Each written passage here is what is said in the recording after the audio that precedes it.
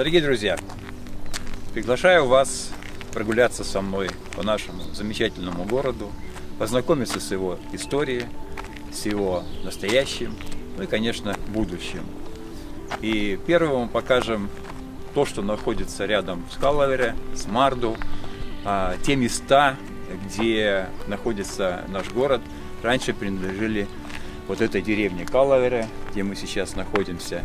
И сейчас мы находимся возле музея Руотси Калавере, где наш замечательный экскурсовод и хозяйка Кыли познакомит с историей этого древнего края.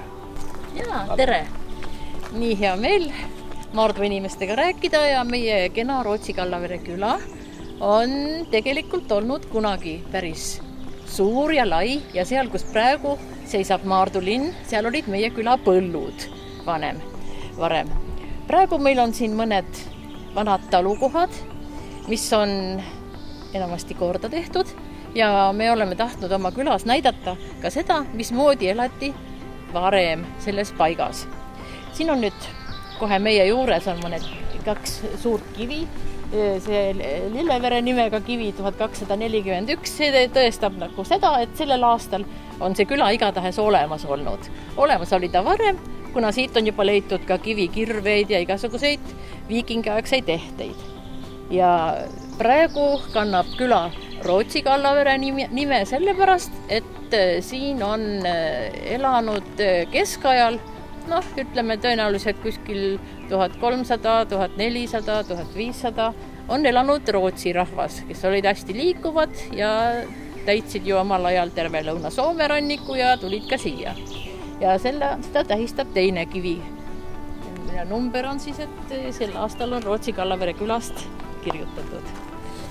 Praegu meil on siin külas kenad kiviaiad, mis on korda tehtud, mis vajavad pidevalt korda tegemist ja samal ajal on meil ka 3 muuseumi, kuna meil tegelikult ju enam siin korralikku põllumajandust ei ole, siis endised laudad on meil muutunud muuseumiteks.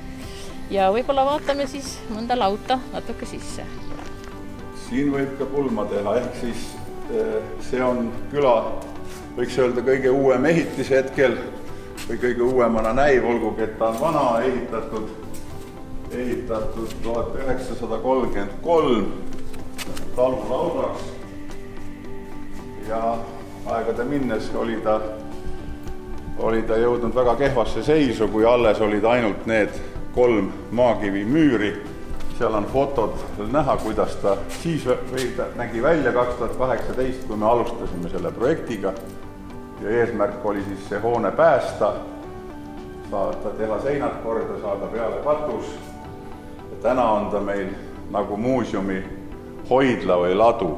Et me nüüd ei ole siia seisma jäänud, me tahame seda edasi arendada. Siin ei ole praegu näiteks elektrit püsivat ja muid asju ja plaaniga siis ja võimalusega siin ka mingeid üritusi korraldada väiksemale ringile. Augusti lõpupoole on siia planeeritud mõned teatrietendused. Need on praegu, piletid on juba müügil.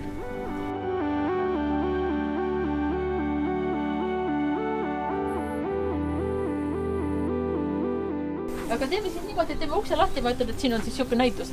Siin on nüüd siis Käspri vana laut, mis oli vist 13 aastat tagasi või 16 aastat tagasi. Millal see oli? No 15, jah. Jah, midagi vahepealset, mis oli aastaid tagasi täiesti lagunemas, aga selle jaoks õnnestus meil saada raha ja me tegime ta korda ja tegime temast muuseumi. Antud hetkel on siin näitus nimega Kolhoosniku kodu. Seda ei ole vaja kommenteerida, seda igaüks tunneb kindlasti midagi ära siin. Meie põlvkonnast.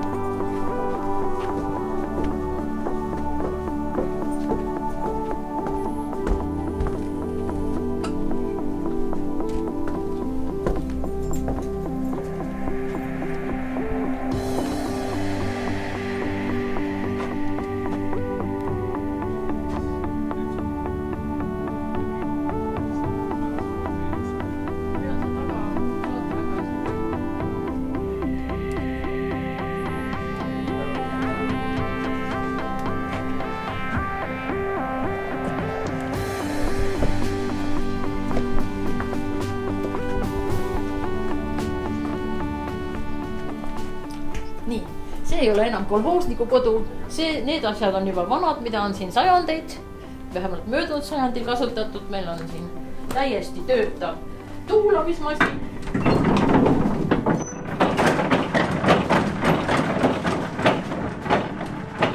Heinalõuguti,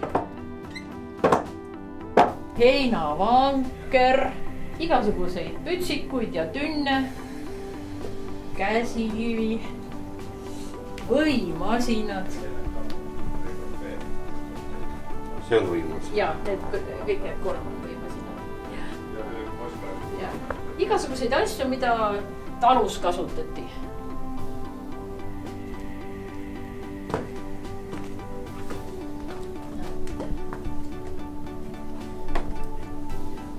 Kodus tehti valmis ka kingad, igasugusele suurusele on neid vorme olemas.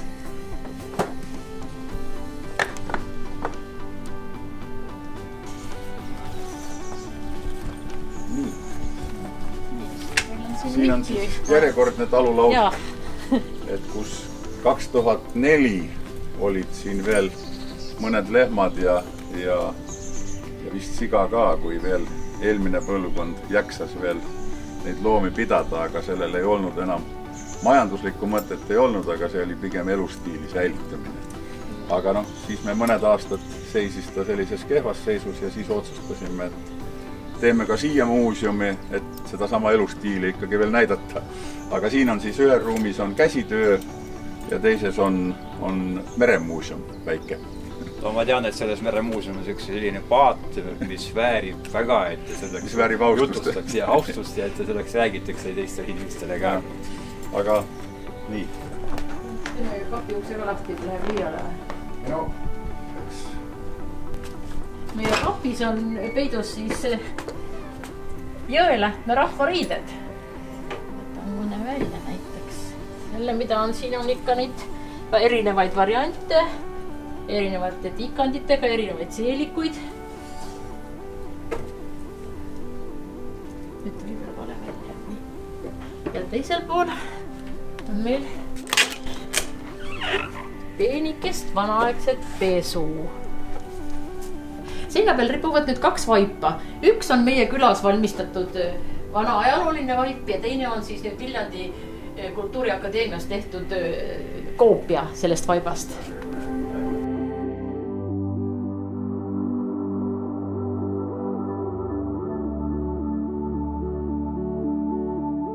Kuna me oleme suht mere lähedal, siis siin kandis käidi ka merel ja püüti kala ja kui need talud vabaks osteti, siis selles lepingus oli kirjas ka selle talu kalapüügi õigus, mis tuli selle talu maade ja muudega kaasa, et kui mitme võrgu ja noodaga omanik tohtis merel käia. Ja siin on siis üks siit merepoole talust, Kivimäe talust pärit paat, mis on tehtud 1935. Et palju sellega enne sõda merel käia ei jõutud ja siis need omanikud, kui tuli sõda ja võimud vahetusid, peitsid selle paadi ära, sellepärast, et Nõukogude võimu tulles läks meri üsna kinni ja rannarahva paadid kas põletati ära või lõigati pooleks, mida iganes ja merele pääs oli väga piiratud. Ja see paat oli seal neil siis peidus kuni 80. aastate keskpaigani, kui see sai sealt välja toodud ja täna on ta siin. Asjatundjad natuke siin isegi vaidlevad selle koolkonna üle, kuna paadimeistrid oli igas rannas, et kelle stiil ja kuidas ta tehtud on, aga väidetavalt Eestis teist sellist ja selles seisukorras seda malli paati ei ole. Et seda on siin Viimsi rannarahva muuseum tegi sellest koopia sellise, mis ka nagu merd kannatab. Ma ei tea, palju nad sellega merel on käinud. Eile veel käidi selle merel, aga meie tegime mitte sama suure koopia, me tegime veidi suurema, sest see paat on nüüd hästi tüüpiline Põhja-Eesti kaluripaat ja see on lihtsalt kalamehe paat, millega käidi kala püüdmas. Aga see, mille me tegime koopiaks, see oli siis selline, millega sõideti ikka üle mere. ja selle paadi kohta nii palju võib öelda, et see Põhja-Eesti paatidel oli üks tüüpiline näojoon, mida teistel ei ole. Nimelt see kiil on tal tehtud kuusepuust, see pidi olema kõige vintskem ja tugevam ja siis see üles tõusev osa, see on siis kuusejuur. On ühes tükis, et see paadi nina pidi olema eriti tugev. Kõva ja vaigune puit. No siis oli ikkagi merijääs ka muidugi olema. No jaa, kindlasti. Jääklass. No pealegi kalamees pidi oma paati ju vähemalt 2 korda päevas merre lükkama ja välja tõmbama ja see lõhkus ju päris tugevasti kiilu alati.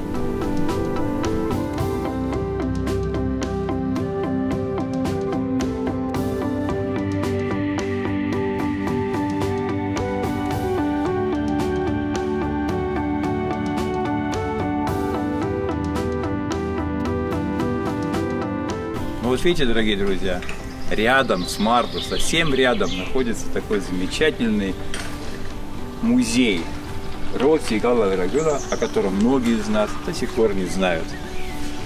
Это наша история. Приходите знакомиться.